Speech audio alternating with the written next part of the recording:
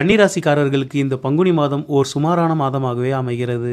மாத தொடக்கத்தில் உங்கள் ராசிக்கு 2 மற்றும் 9ஆம் இடத்தின் அதிபதியான சுக்கிர பகவான் உச்சம் பெற்று சஞ்சரிப்பதும், அவரின் சுப பார்வை உங்கள் ராசியிலேயே விழுவதும் உங்களுக்கு பல வகையிலும் நன்மைகளை ஏற்படுத்தி கொண்டிருக்கும். ஆனால் பங்குனி மாதத்தின் 10ஆம் தேதி அவர் மீன ராசியிலிருந்து மேஷ ராசிக்கு பெயர்ச்சியாகிறார். அவரின் 8ஆம் இடத்து பெயர்ச்சியானது அந்த அளவு நன்மைகளை ஏற்படுத்தாது. மாதத்தின் முற்பகுதி சிறப்பாக இருந்தாலும் பிற்பகுதியில் சில கஷ்டங்களை அனுபவிக்க வேண்டி வரும். குடும்பத்திலும் பொருளாதாரத்திலும் சில சிக்கல்களை சந்திப்பீர்கள். பண வரவுகளில் தடை ஏற்படும். நன்மை செய்யும் விதமாக உங்கள் ராசி அதிபதியான புதன் பகவான் கடந்த மாதம் பக்ரகதியில் சஞ்சரித்து வந்தார். தற்பொழுது பங்குனி மாதம் 6ஆம் தேதி புத பகவான் பக்ர நிவர்த்தி அடைவது உங்களுக்கு பல வகையிலும் நன்மைகளை கொடுக்கும். இதனால் வரை இருந்து வந்த மனக்குழப்பங்களும் தடுமாற்றங்களும் இதன்பின் தெளிவடையும். அனைத்து விஷயங்களிலும் ஒரு கிளாரிட்டி உங்களுக்கு கிடைக்கும்.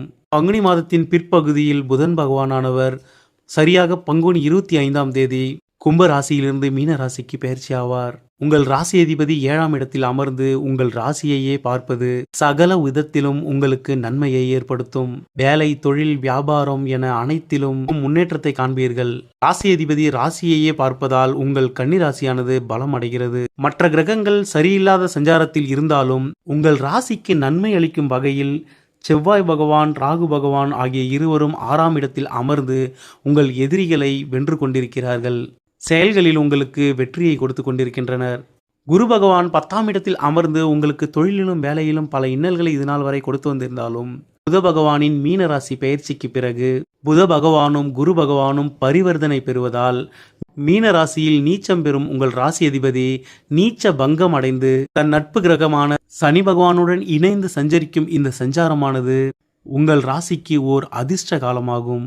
சூரிய பகவான் இந்த மாதம் முழுவதும் மீன ராசியிலேயே இருக்கப் போகிறார். 12ஆம் அதிபதி மீன ராசியில் இருந்து உங்கள் ராசியை 7ஆம் பார்வையால் பார்ப்பதால் விரயங்கள் தவிர்க்க முடியாததாக இருக்கும். தந்தை வழியில் சில செலவுகளை மேற்கொள்ள வேண்டி வரும். 7ஆம் இடத்தில் சூரியன் இருக்கும் பொழுது உங்கள் துணையாரிடம் கடுமையான வார்த்தைகளை பயன்படுத்தாதீர்கள். அதிகார தோரணையில் எதையும் பேசிவிடாதீர்கள். உறவுகளில் பிரச்சனைகளை சந்திப்பீர்கள். குருவின் பார்வையை உங்கள் ராசிநாதன் இந்த மாதம் பெற்றுக்கொண்டிருப்பதால் பெரிய அளவு பிரச்சனைகளை சந்திக்க மாட்டீர்கள். இறுதியில் அனைத்தும் நன்மையாகவே முடியும்.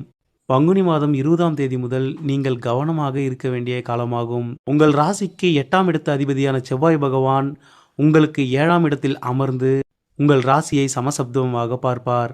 உங்கள் ராசி அதிபதி புதன் பகவானிற்கு கடும் பகையான செவ்வாய் பகவான் தன் 7ஆம் பார்வையால் உங்கள் ராசியை பார்ப்பது அவ்வளவு நல்லதல்ல. உடல் நலத்திலும் குடும்பத்திலும் பிரச்சனைகளை உண்டு பண்ணுவார். அது